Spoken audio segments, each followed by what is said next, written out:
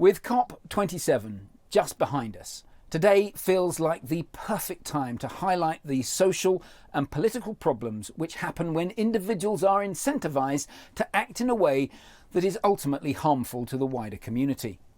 Now, this happens with frightening frequency, and it's a well-known phenomena referred to as the tragedy of the commons.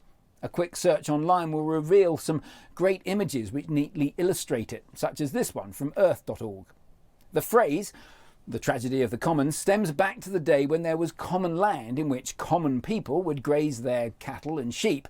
As a concept, the sharing of the limited amount of pasture was brilliant, but without controls, it can often become overgrazed and therefore ruin for all. Now, I particularly like this image from Sketchplanations, as it neatly highlights the water crisis aspect of the tragedy of the commons. Basically, collapse tends to happen when individuals have open access to a resource, such as a water reservoir, unhampered by formal rules and regulations to govern its use.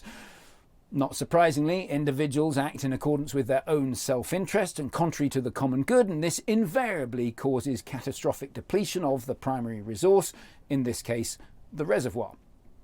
Now, just in case you thought this was all theory, there are numerous real-world examples which should serve as a shock to our collective system and thus ensure that we stop and rethink what we're doing.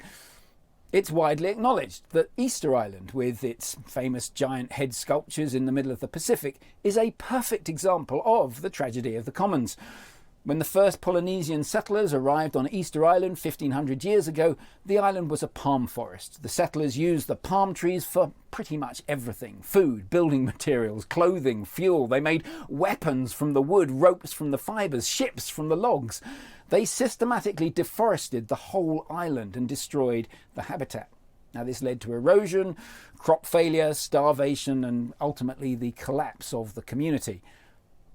This is not new news. This is old news. But as we stumble from one crisis to the next, be it overgrazing in Afghanistan or deforestation of the rainforests, we humans seem intent on racing down the path towards destruction.